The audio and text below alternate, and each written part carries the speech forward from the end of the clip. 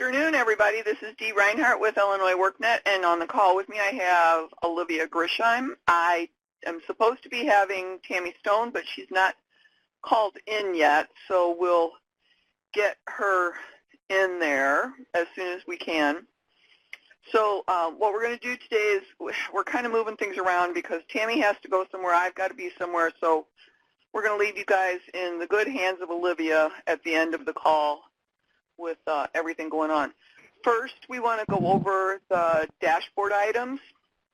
So I put together a handy-dandy little sheet like we have done in the past few weeks. This will also come out with the notes. But what we want to do is we want to talk about the items that are on here. Now, we did have a number of self-reporting calls over, what was it, Monday, Tuesday, and then I did a couple this morning with people that couldn't make the group calls. And so many of these numbers you guys are aware about. So this is just an item here that we need to go over on a regular basis. So right now, for 2151's past due, we have Albany Park has 2 of them. That's it so far. Enrollment required, I know that I've spoken to a number of you about these, but Asian Human Services, CARA, CAPS Roseland, Leslie Bates, National Able, North Lawndale, OAI, 2 Rivers. If you're not sure what we talked about with these, then please give either Olivia or I a call. 2151A past due, we have 1 from CAPS Roseland, and Tri-County Urban League. I'm praying that you get these done by close of business tomorrow. We did have a chat about this, but I'm hoping that we get that done. And minimal progress and no progress. Now, these numbers are based on the 2151As that you uploaded. My goal and concern now is that some of these people have been doing minimal progress or no progress for months on end. If you have somebody that goes to minimal progress or no progress, we need you to send out a conciliation notice on them, and we need you to then move them with a 2151A into the conciliation status.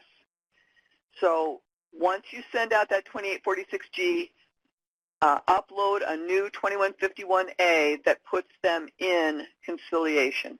And then that way we don't have these minimal and no progress going on for months and months and months. Completion status needed, we've got Albany Park, CAPS Roseland, Phalanx has 1, Tri-County Urban League has 1, 2 Rivers has 1. SNAP ineligible, we talked about these on these calls. We've got 10 for CAPS Roseland and a couple others for some of the other ones. If you do not have an idea about what we're talking about, please, please, please give Olivia or I a call. Target occupation missing. This is in the ISTEP, and I am updating, the directions are getting proofed right now. I'm updating the ISTEP directions so that we can get you moving with that, and we will include the link to that once you are moving forward. And just to let Tammy know, Olivia, if you want to type the number in for Tammy, she's calling into the wrong place. Okay, and then I did not do the staffing packets this week because there are a number of you who did not use it. So if you are in Region 1 and you did staffings with your DHS offices, you need to have used the staffing packet tool, period. All right? So these numbers will go out with the minutes from this group. And if you have any questions, please, please, please call Olivia or I. And you guys should know our numbers by heart by now. All right. We've got a couple of people typing.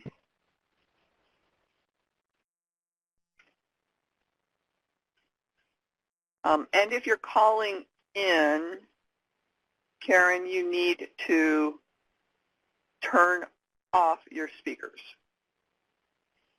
No.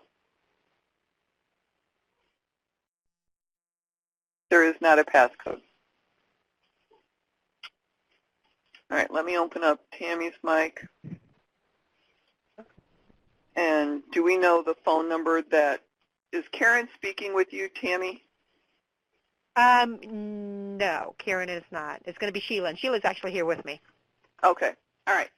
So do you want us to pull over this DGR reports past due?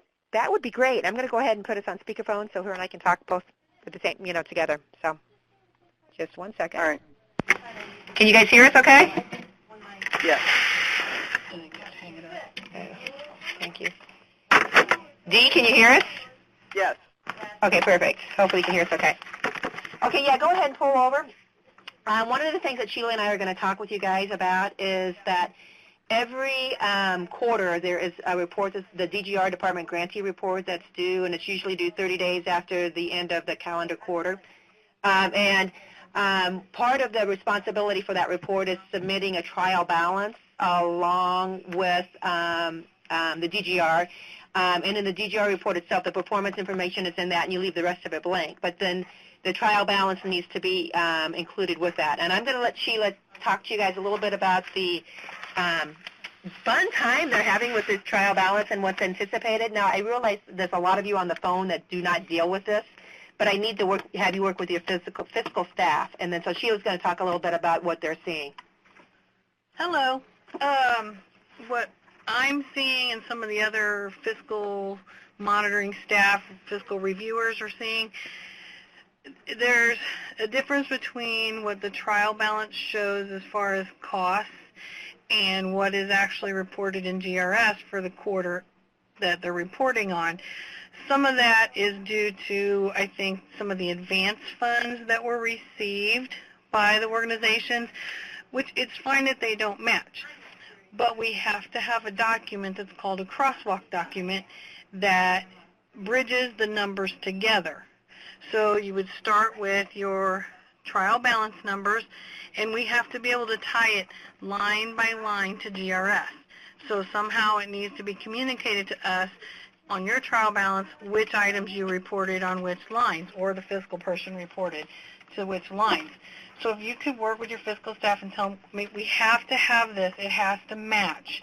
It doesn't necessarily mean that it has to match like exactly, that there can't be any differences, but we need those differences identified on a crosswalk document. And I think Tammy has provided you with the trial balance reviewers list. So if you're not sure who you should communicate with, the names of those people are on that list. Some of them may have already contacted your fiscal staff to work some of these issues out, but just please communicate to your fiscal staff. They've got to be responsive to us. Right now I have some grantees that have 3 and 4 reports that I haven't been able to approve because I'm not getting the right documentation. And it's getting to a level where, we may have to talk to management and see what kind of things we can do to get this resolved, because we have to have these approved within a certain time frame, and we're well outside that time frame at this point on some reports.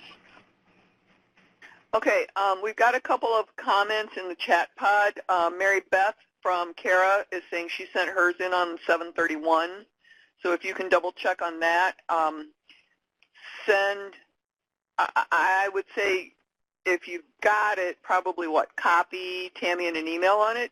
Tammy, what do you think? Well, and it's not necessarily the receipt of it. It's once we get those documents, our fiscal staff goes and looks at the trial balance, and they compare the trial balance to what's reported in the GRS. So we know the receipt isn't the issue. The problem is that our fiscal staff are reaching out to some of the CBOs to try and get clarification. And the instructions are, your fiscal staff puts the cost in the GRS, and we have those 5 line items. So we've got We've got career navigation, training, participant wages, supportive services, and admin. Those are the only 5 line items we have in the GRS. So the agency's fiscal staff report cost on those line items based upon their expenditures. And the trial balances in many cases are, have different line items. Like they have personnel or occupancy or, so their trial balances are all set up, internally the way their systems function. So what we need to know is, based upon your trial balance, how is the fiscal staff reporting cost into those line items on the GRS? And there's a disconnect between what the agency's trial balance says and what's being reported on the GRS. So what we're asking for is that crosswalk. If there is a disconnect, explain why there's a disconnect. And part of that, and I've let Sheila know and the fiscal staff know, is that some of the agencies have overexpended on certain line items, and we're working on modifications right now, so that will correct those. But all they have to do on the crosswalk is say, our trial balance is over on this specific line item and will be adjusted once the modification is through. So we just need clarification, because the CBOs are the ones that are putting this information in. So, I know a lot of you guys are program people, not necessarily fiscal people, but they just need to explain how the trial balance correlates with what they put in the GRS system.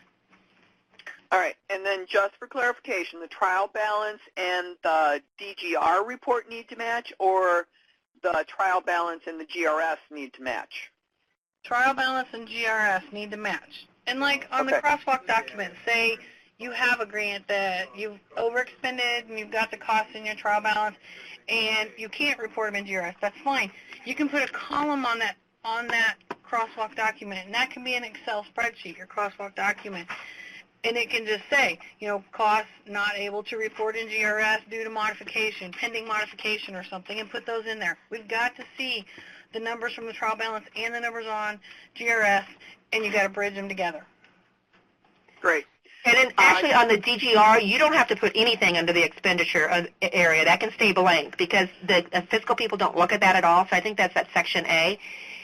Nothing needs to go there, and the DGR that we sent out basically says on that, nothing is required in this area, because they actually go off of what's in the GRS and the trial balance. So the DGR report is only used for reporting performance, and then we just need the signature of the, the authorized signature on that, and that's pretty much it on the DGR report.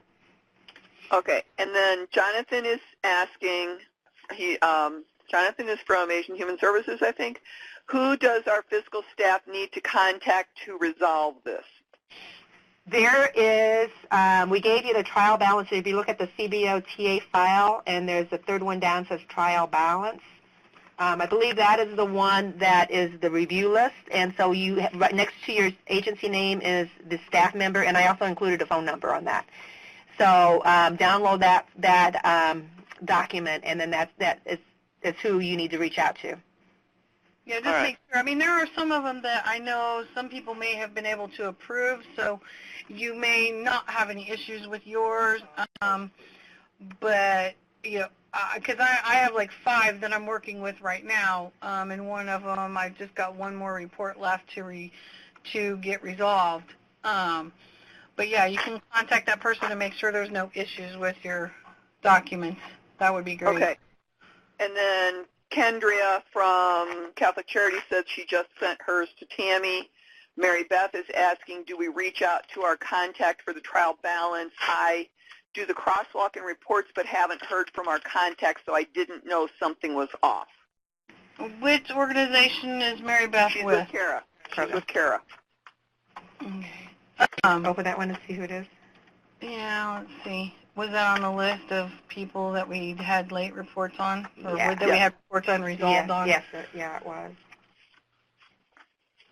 All right, so how about if one of you reach out to Mary Beth after the call? Okay, you bet. We can do that. All right. All right. I should pull this up real quick and see. Okay, does anybody else have any other questions on that? It's Tony. And then Kendria is asking, are we good, or should she reach out to ensure that somebody got it? If you're not on the list, then, She's on the list. Catholic Charities is on the list. Yeah, then the thing is that we've got the reports. We just, need to make sure that they're being reconciled, the trial balance and the DGR. So I would recommend, if you haven't heard from your contact on that trial balance, to reach out to them and see what they need from you guys to make sure that it's all reconciled. And I would include your fiscal staff also when you're reaching out to them, because they may have been contacting or talking to your fiscal staff, and you may not know that or whatever. Because if you're the program person but not the fiscal, you guys, I don't know what communications you guys have between yourselves. So. All right. And all right. who are they supposed to reach out to? There's a contact individual person on. The upload on the trial balance document, and there's a name next to their agency. So that download, the trial balance review list, which is looks like the third document down, you need to download that. And that will provide you with the name of the individual that you need to talk to and their phone number. And like Sheila said, who they're working with is probably your fiscal people. So it may not necessarily be you that needs to do this, but we need to make sure that, you share that information with your fiscal people to make sure that they're getting communicated with and that we get this resolved as far as any discrepancies. And Mary Beth wants to know if you're able to report in GRS again. Yes, it's open, cash and cost. All right. Okay, well, we're going to stop with that. I know we've got some Building Futures people on the call with us because Dee's going to be discussing the observational assessment and the employer evaluation tools. So, Dee, I'm going to turn it over to you to go ahead with that. All right. And before Dee gets started, we have for our Building Futures participants, we have a poll question up right next to the chat pod, and at the very top we have a box for Building Futures participants to select. If you guys are on the webinar from Building Futures, if you could go ahead and check in and just let us know you're here from Building Futures, that would be awesome. We do have a couple of people that are doing both EPIC and Building Futures, so if you checked in with your organization already, you might want to check in with the other one as well instead, because I know Autumn's with with Mantricon and with Building Futures, and I think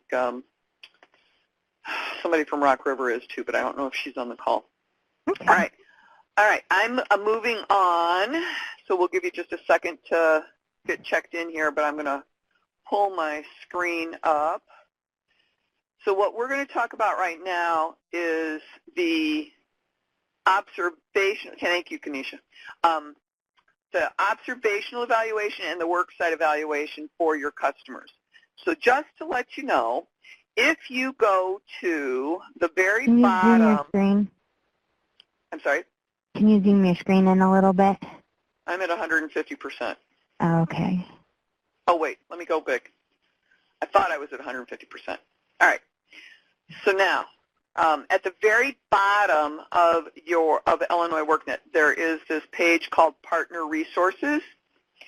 And on Partner Resources, when you get there, oops, wrong link.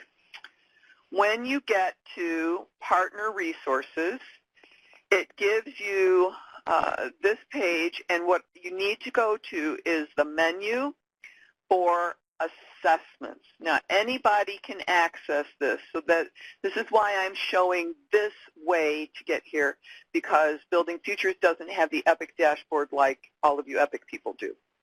So when you go to assessments, it gives you the information about several things that we've talked about in some of our workshops. So it talks about all of the various assessments that are available.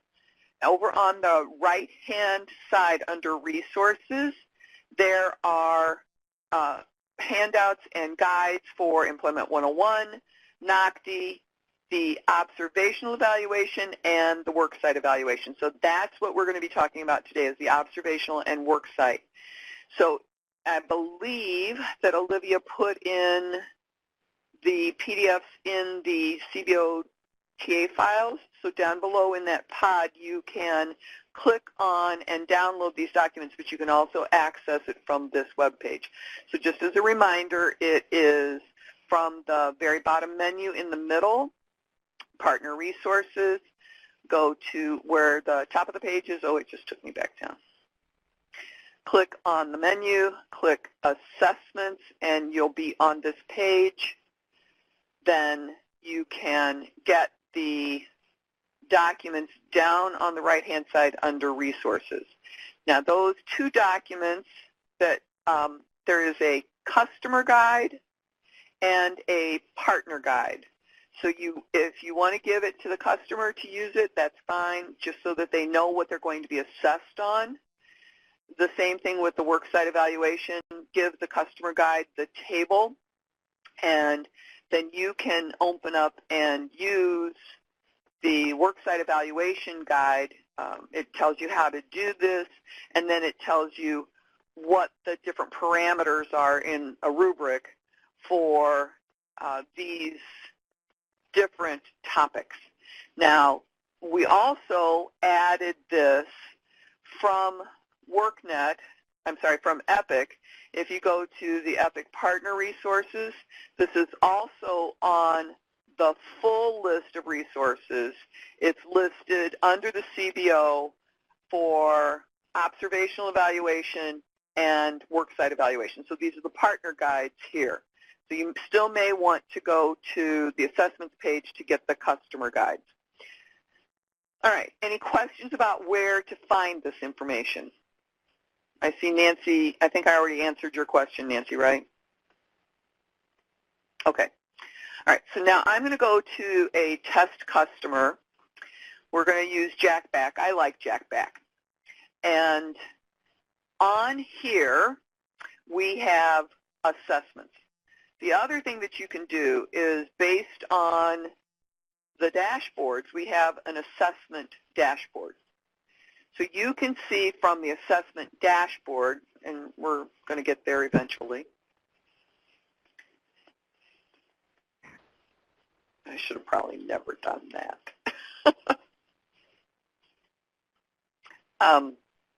You can see all of the assessments that we have available and how many have completed or not completed. So in test, we don't have very many that are completed.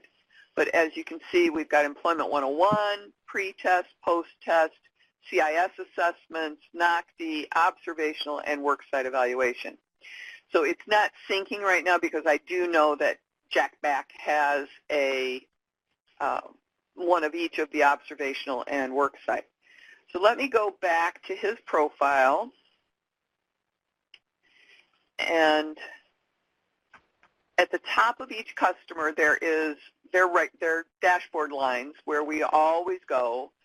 A lot of us go over case notes, and you can also look at the services and outcomes. But under assessments, and we will be completing some additional instructions on this assessments tab and including information about the assessments dashboard.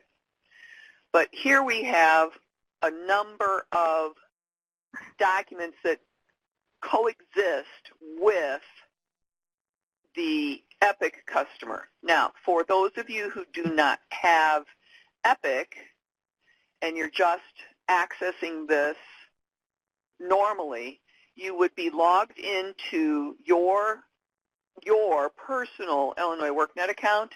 You would go to Partner Tools, and you would go to Customer Groups.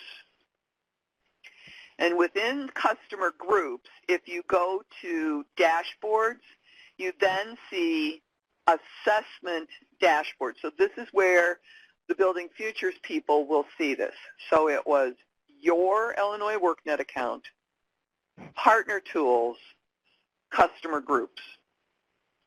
All right, Customer Groups.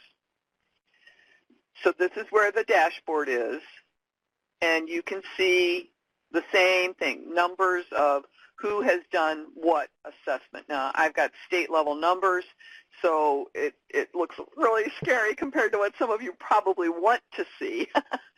But we have this. Now, the other thing from Customer Groups, you can also go to a group that you might have. Now, I know that Chelsea has a test group that we can take a look at. So if I go to this group that I will have created for my customers, and I think somebody that's also WIOA, don't you use these groups normally for WIOA? You don't. All right. All right, that's interesting. Okay. Anyway, so on here it has your list of customers, and then what you can do is you can go to your customer and take a look at their profile as well. So now, from Epic to access this on, oops, let me get back here. For the observational evaluation, to do a new assessment, you just click on New Assessment. And what this will do is it allows you to fill out this information based on the rubric. Let me see if I can find this.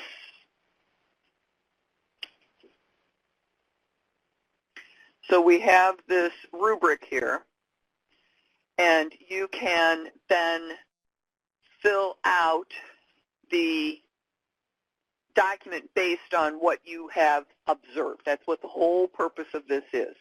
Appearance and hygiene, yes, they meet it, or no, they don't. So these three items, appearance, timeliness, and ability to speak, are either yes or no. And then we have these other items here that are above or below or meets standards. So, oh look, Chelsea's chiming in here, wonderful. Our groups sync with IWDS customers, so you can view your IWDS customers in Illinois WorkNet Customer Support Center. Thanks, Chelsea, that really helps a lot. Autumn is also saying, I'm new with Building Futures, but why isn't there a restricted portal like Epic for Building Futures and those customers? I believe because the program is not as big and we are trying to move everything into global WorkNet and then just create groups from there. Kelsey is saying, I'm sorry if I missed this, but why would we add this in? Are you talking about the evaluations, or are you talking about adding in customer groups? Kelsey.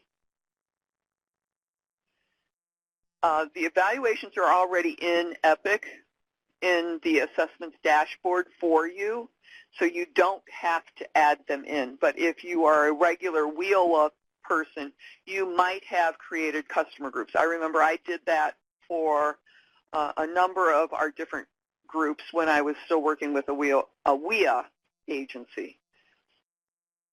So this is just something to help you evaluate the customer moving forward to make sure that maybe their tips and tricks and tools and everything that they're going to be taking out into the workforce are appropriate.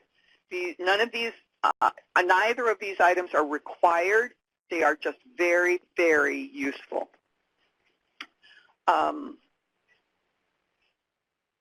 So if you want to review them and consider including them, you can do that moving forward.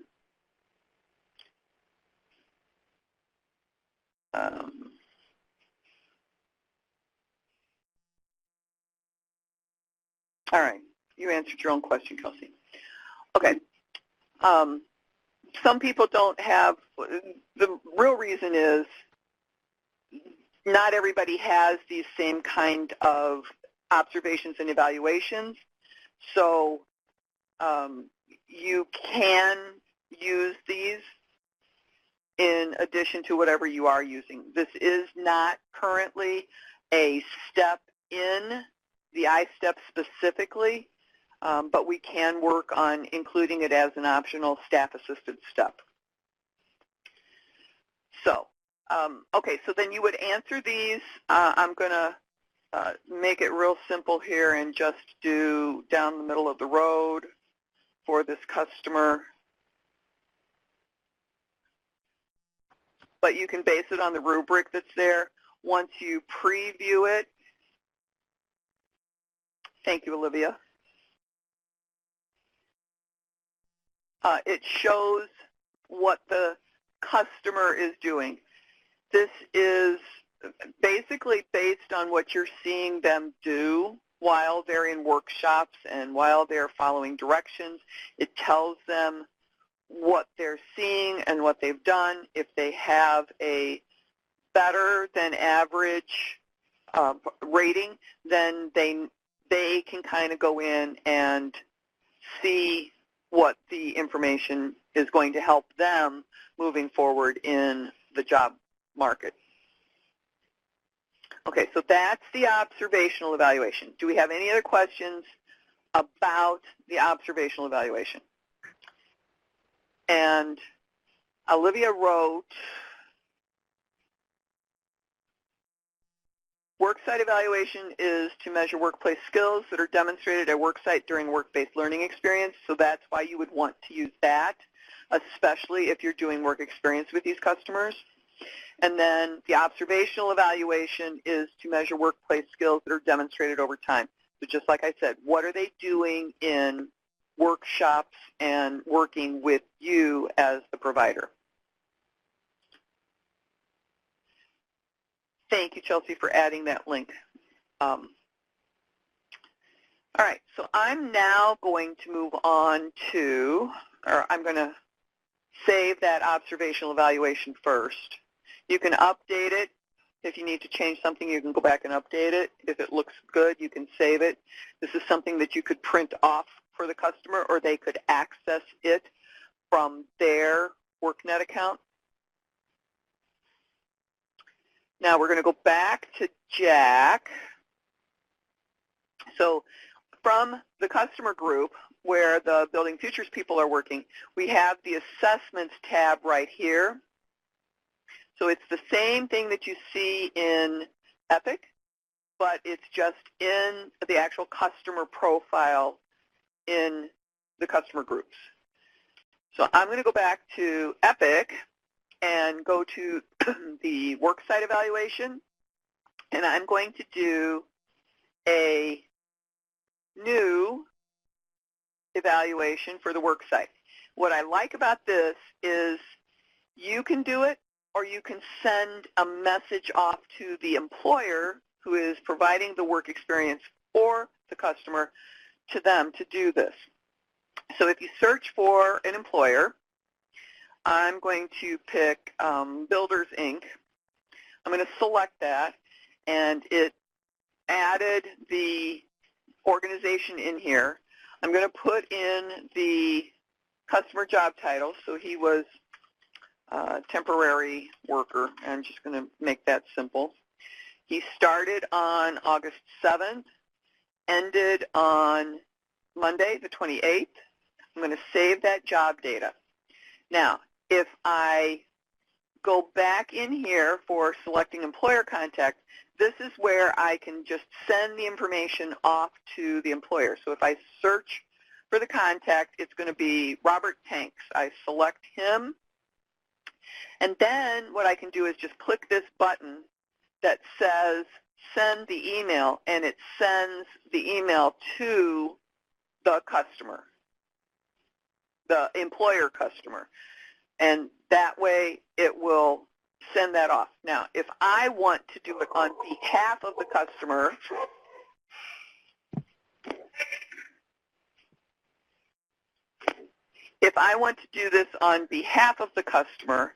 then I would, why is this doing this? I'm going to have to redo this here now.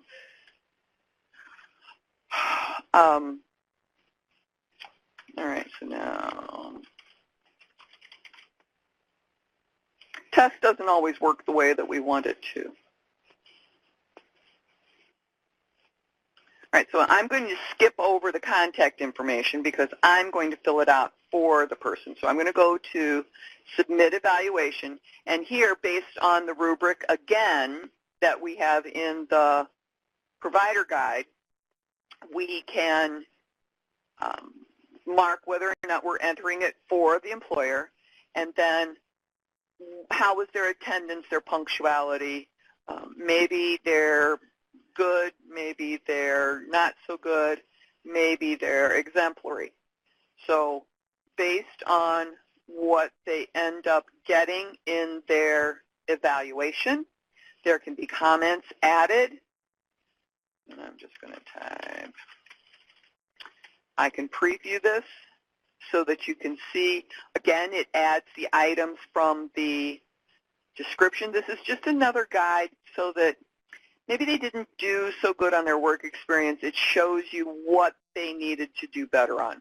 It's one of those items that you can add as a follow-up so that you can work on getting that 90-day retention. So then if I want to edit the evaluation, oh, I marked something wrong here. Maybe I wanted this one to be here instead. Then I can preview it again. It changes it. And then down here at the bottom it says, did the customer meet requirements? Yes. So I'm going to save this worksite evaluation. I can print it and then give it to the customer or add it to the paper documents for the file, or it is automatically saved in the customer group. So you can always return to and view this at a future point in time.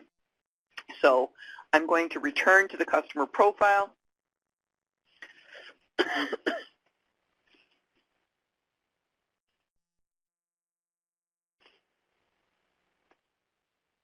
And test is taking longer than I would like for it to. So while we're looking at this, you can see here under Worksite Evaluation, I've got a couple of pieces in here.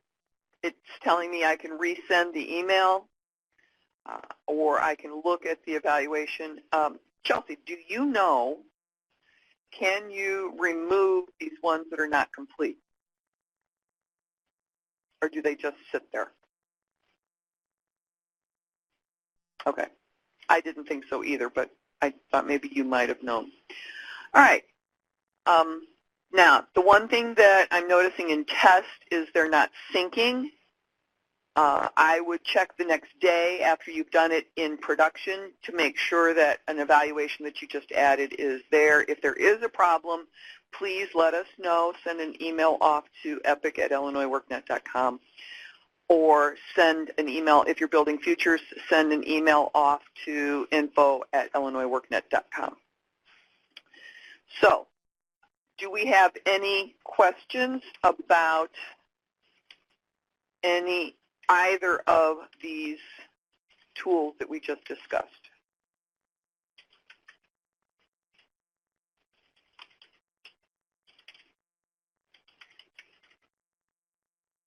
All right, I'm going to minimize my screen.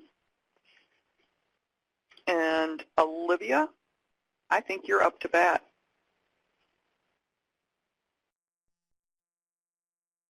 And if you're talking, you're on mute. Thank you. So I just have a few things that we're going to run through here. There are some issues that had been brought up by some of our CBOs, and so I just wanted to make sure everybody was aware and we were all on the same page with the proper processes to follow. So one of the first concerns that we had got from one of our CBOs is that when this is mainly for our Region 1 CBOs who are doing the staffings with DHS, but some of our CBOs are having a difficult time getting staffing scheduled with some of the DHS offices. And if you are one of those individuals having a difficult time getting responses back from DHS on scheduling those appointments, what you'll need to do is after you've sent your original email trying to schedule that appointment and you haven't heard back from them, go ahead and send a follow-up email to them and make sure to include Deidre Wesley. She is the EPIC project manager at DHS, And so she will be able to work with those offices to make sure they're responding to you in a timely manner and getting appointments scheduled with you so you can get those staffings done. And I'm going to type her email in the chat pod.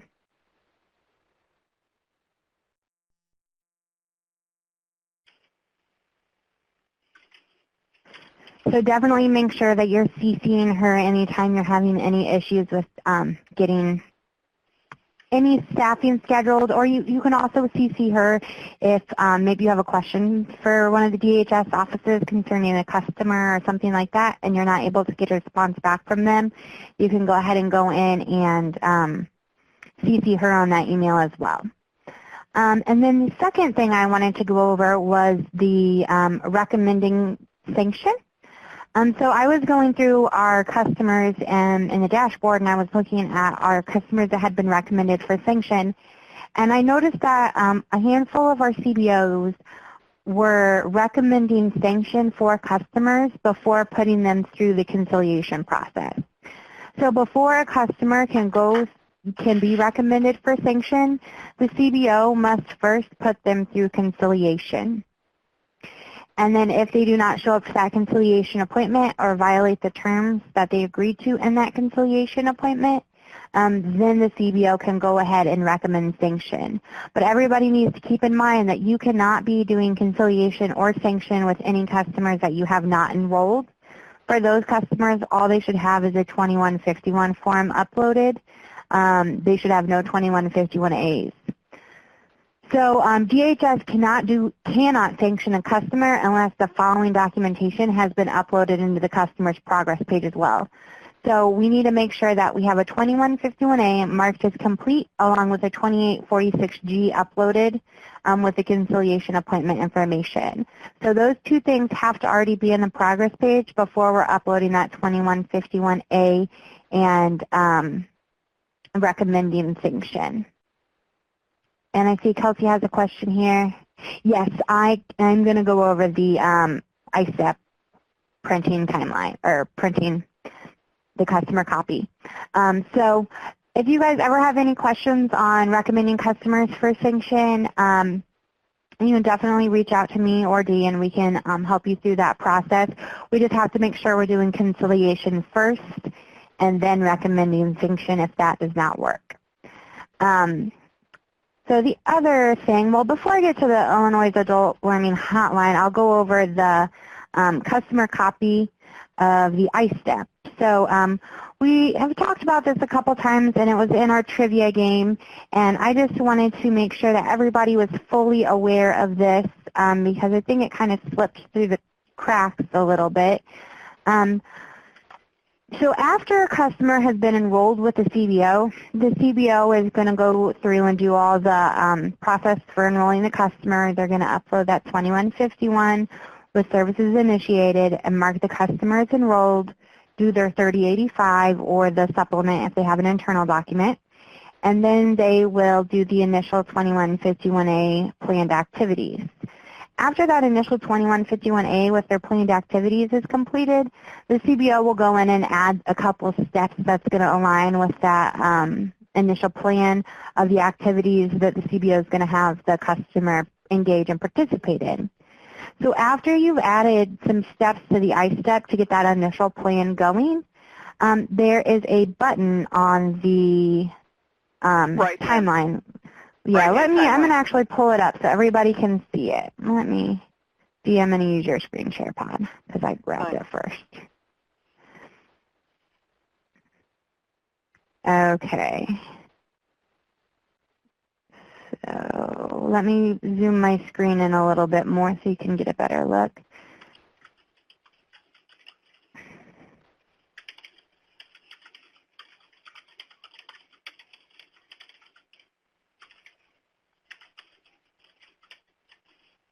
Okay, so what you're going to do is you are going to go to the customer's ISTEP and you will have added in, we already have some steps added in for Jack Black. And then on the timeline we have this print customer copy button. So you're going to click that and you're going to want to print out 2 copies One will be for the customer, and one will be for the customer to sign for you to keep in your paper records. So if the customer does try to peel any sanctions and say that you never went over the ISTEP with them and what they were going to be doing, you have a signed copy you can take to DHS to let them know that, no, you did go over the ISTEP with the customer and they signed and agreed to it. So you'll print that out. And once you click that button, it's also going to add a case note right here. And this will also be sent to the customer's Illinois WorkNet account as a message. And it will have a link that they can click on that will take them to a customer view of their ISTEP. So they can go in any time and look and see how their ISTEP has changed, or see steps that have been completed or that are required. So there's no wiggle room there to say they didn't know, because they will always have access to their ISTEP. So do you guys have any questions on that?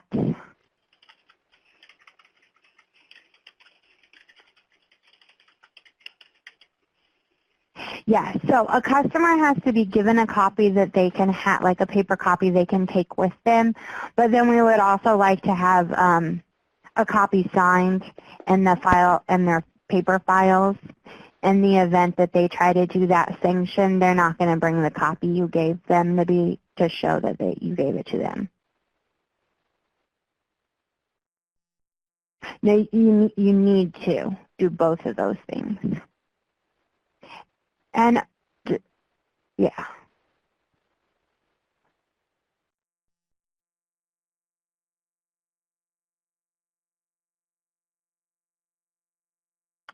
Okay. So I have a couple people typing. I'm going to go ahead and keep going until some of those questions come in, and then we can come back to them. So I had one last thing to go over with you guys, and that is, I'll actually keep my screen shared so you can see what we have. So we were given some information on the Illinois, I'm sorry, I'm completely blanking on the words, on the Illinois Adult Education Hotline. And so we made that available on our EPIC partner page so you guys can access that. It provides you with a lot of resources for adult education. If you have any customers who are needing that, it's listed under our CBO resources, and it is titled Illinois Adult Learning Hotline.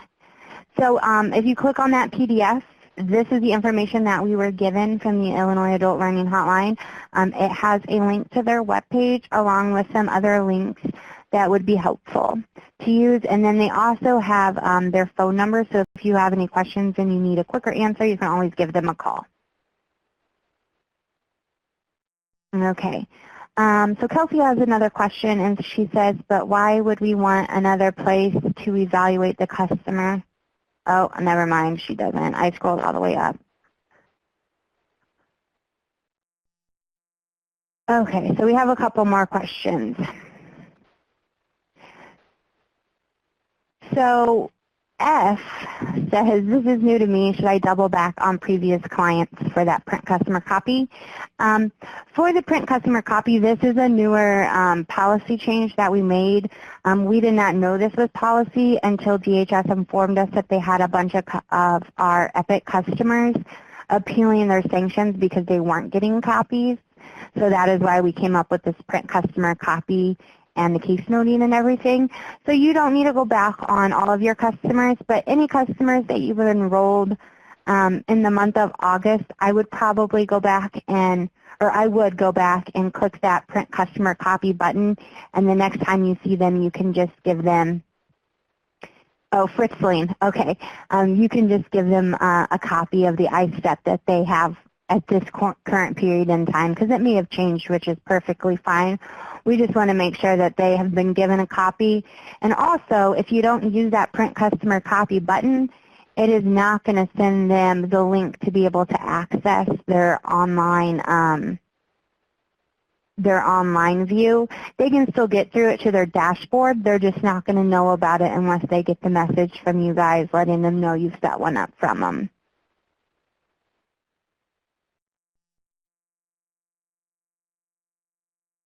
And then, yes, Kelsey, we will, I have already added this into our minutes that I'm going to send out, and it clearly outlines everything. We've updated all of our instruction guides too, so if you're utilizing any of those, just make sure you're trying to grab the newest ones off of the partner page because we've updated them to incorporate that, but I'll also be sending out some language in the minutes that's going to go over using that, the ISTEP, print customer copy button. So do we have any other questions? I have some poll questions I want us to answer before we finish, but if there's any other questions about anything that we've discussed so far, we can definitely go over those as well. Okay, I'm going to go ahead and pull these poll questions out. There's 3 poll questions. If you guys could just take a couple minutes to answer these. Only one of them is a short answer. The rest are yes, no, so they should be pretty easy to answer. And they all have to deal with adding additional training programs for customers to participate in. So Kelsey says, what sort of additional training, vocational training or job search? So here, these poll questions are specifically looking at additional vocational training programs that the customers could participate in. We know that a lot of our CBOs are working with colleges or partners who offer multiple different programs. So just being able to open that up to be a little more flexible in case we have customers who are interested in other programs that the CBO doesn't offer, instead of having to send them to a different CBO, we're hoping that we can open this up a little bit more so the CBOs have more internal flexibility to keep those customers and move them around in their organization. And so we have a question, how close are we to completing a random assignment? Give me just 1 second and I can let you know exactly where we're at on that.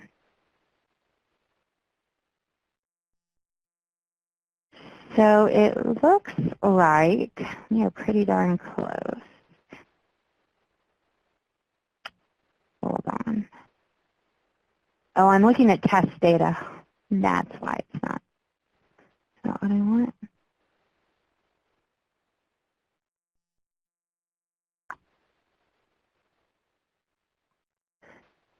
Alrighty, so for random assignment, we are going until we reach 5,000, and as of right now, we have 4,763 customers randomly assigned. So we're getting pretty close. Pretty darn close, a little under 250 customers left to be randomly assigned. And of those 250, half will go into SNAP and half will go into EPIC. All right, it looks like I only have, it looks like 13 people answered the top question, but I only have 4 answers for the second question and 8 answers for the third question. So if you answered that first question, if you can just go ahead and answer the other 2. You can say no for the second question. Maybe there are no obstacles or barriers in your way. But if there are, go ahead and let us know what those are.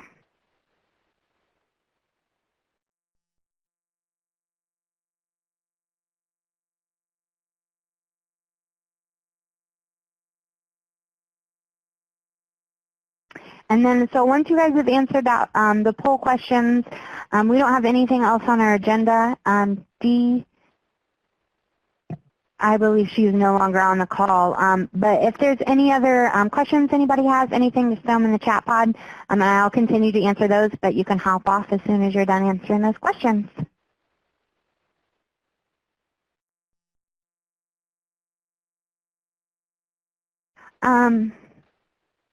Kelsey, I'm not sure what you mean when the PDF processes are updated.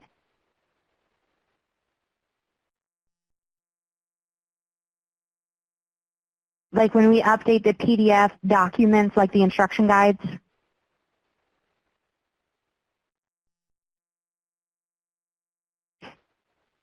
Yeah. We can definitely send out. We update those often. So what we can do is we can keep track of them, and then when we send out our minutes in the webinar, we can also include the documents that we're updating. Hopefully we have updated, Dee went through and updated almost literally every single one just recently. So hopefully we won't be updating too many more now, since we just really went through thoroughly and updated all those, but we'll start keeping track and letting you guys know, so that way if you're using a specific one, you can know when to go in and pull the newest one.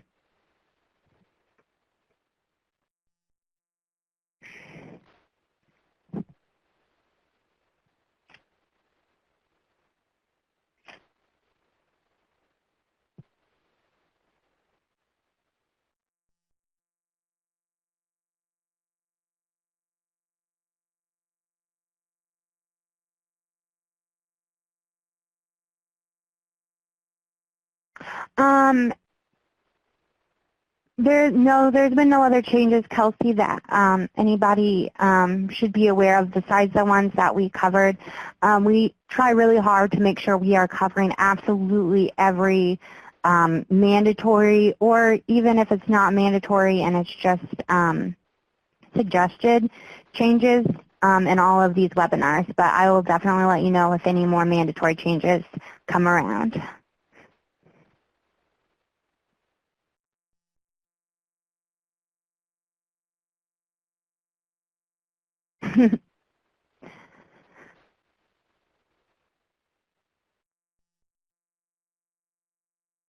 Yeah, those are the big ones. So, well, all of you, I hope you all have a great rest of your day. It looks like we got all the poll questions answered. If you have any questions or concerns before our next CBO webinar, definitely feel free to call me or Dee, send us an email, whatever is easiest for you, and we're there to support you in any way we possibly can. Oh, I have one more question. If the CBO completes the staffing packet and does not staff with the DH office, should the signed form 4333, 4334 be uploaded? Yes. So if you, no. So if you're not doing, you're saying you're not meeting with DHS at all to staff?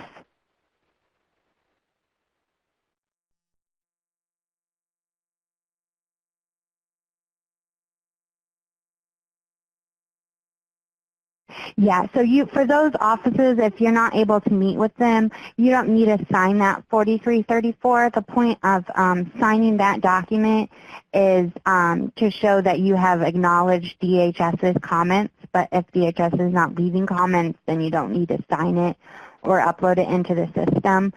You can keep the 4334 that you filled out in the system. It will stay in there to show that you went in and did everything you were supposed to do, but you don't need to sign it and upload it. And then for those offices that you're having difficult times with getting scheduled, just make sure you're CCing Deidre in the future, and she'll try to help get those offices so they're meeting with you guys. Alrighty, well, you all have a great rest of your day, and our next webinar is going to be September 13th, so I will plan on talking to you all then. Bye, everybody.